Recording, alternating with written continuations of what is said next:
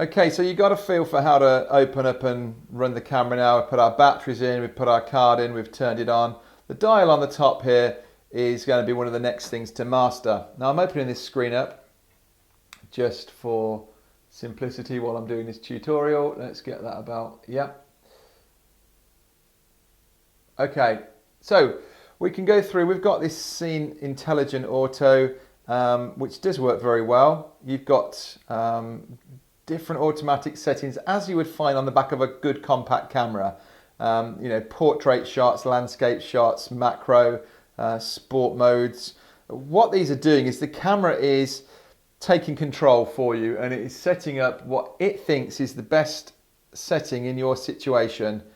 Now I would really encourage you to get off of this and get onto these priority modes or manual. I'm going to very quickly go through them. TV is our shutter priority mode, AV is aperture priority, and manual is where we do it all ourselves. So let's explain. Shutter priority, you're going to tell the camera what shutter you want. Now, when would you use this? It might be that you want a slow shutter because you're doing, say, blurred water shots, light trails of cars, and you want to see their headlights blurring down the road. That might be a requirement where you're saying, okay, I'm going to tell you what speed I want, and I can just, with this dial on the top here, you can see that that box is highlighted. I can take that down, and if I want to shoot for 1 second, I come right down to here, and that's 1 second that will take a photo for. Okay, now that'll stay on this for 4 seconds as a review. And you can see that, how to change that in another video. I'm going to change this up. These are into fractions now, 1/8 of a second, 1/10. I would typically want to shoot at about 1/60th of a second. That would be my most common setting.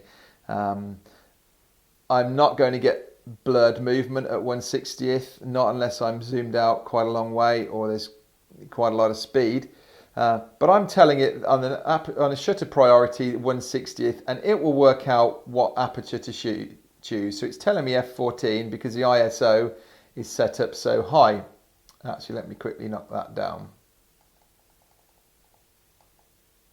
I'll show you how to do the ISO on another video. What I want you to watch is, this is your shutter priority. You've got a gauge under here that is really important. And if I just press this top button here, AV, I can adjust this gauge, and I'm telling the camera, so bearing in mind we're on an auto mode or a semi-auto mode here, so I've told it 1/60th, and the camera is going to work out for me what aperture I should have. Now it's telling me 3.5 with an ISO of 200. If I press this and I say I'm not happy with that, I think they're still coming out a bit darker than what I want, so I'm overriding the settings of the camera and telling it to go 2 notches, 2 stops higher, and it's now pushed that up to ISO 400 to be able to compensate for what I've asked. So I'm telling you this mostly so that you know if something's going wrong, just check that this is sitting right. Keep it on 0 or maybe just 1 mark over there, but that should give you the photos that you want if you're in this shutter priority. Aperture priority works exactly the same, but you're telling it the aperture. Differences might be if you're wanting to shoot a landscape, you might be on, say, f16. If you want to shoot a nice portrait with blurring front and back, then I'm going to use this same wheel and I'll take that as low as this lens will let me. So 3.5 is nice.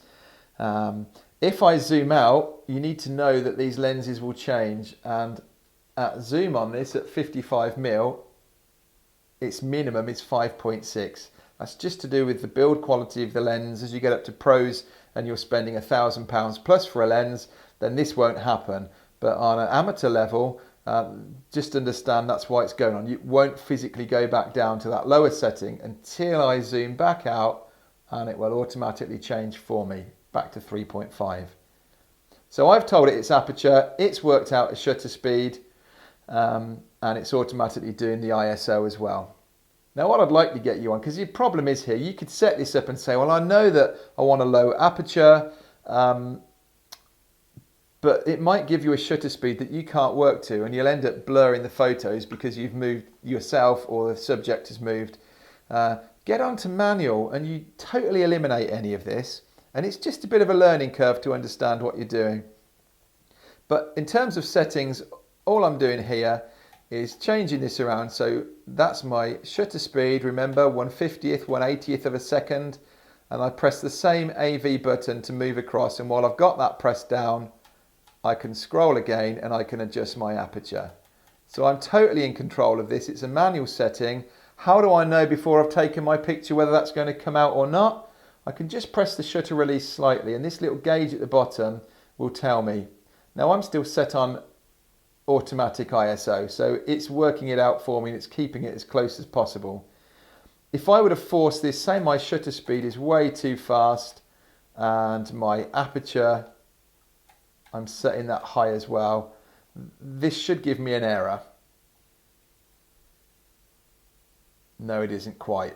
Okay, so it's 2 stops, it's nearly a stop under here, 2/3 of a stop under, and it's right on its maximum ISO. So that's not going to be a great photo. It's going to be quite grainy and noisy. Let's keep going. I want to show you what the error message would look like. So this is now pushing lower and lower. It's now 2 stops under, and it's really going for it. Right, and now what's happening is you've got this flashing at the end. So I've done extreme. You wouldn't shoot 2000 at f/18, but it can't handle it. It's pushed its ISO as high as it can, and it's still out. So just keep this guide here. You can shoot manual, but keep your eye on this guide here, and it will tell you whether you're going wrong or not. Okay, it's happy, and as it's getting easier, that ISO is coming down, and your best photos will be ISO 100. So there you go. I'm going to show you ISO in one of the next videos. So manual, aperture priority, shutter priority. That's how to set them. Put it on that, and then it's dials, finger and thumb here. Very useful. It's exactly what you want, where your hand is going to be. They've made it very well.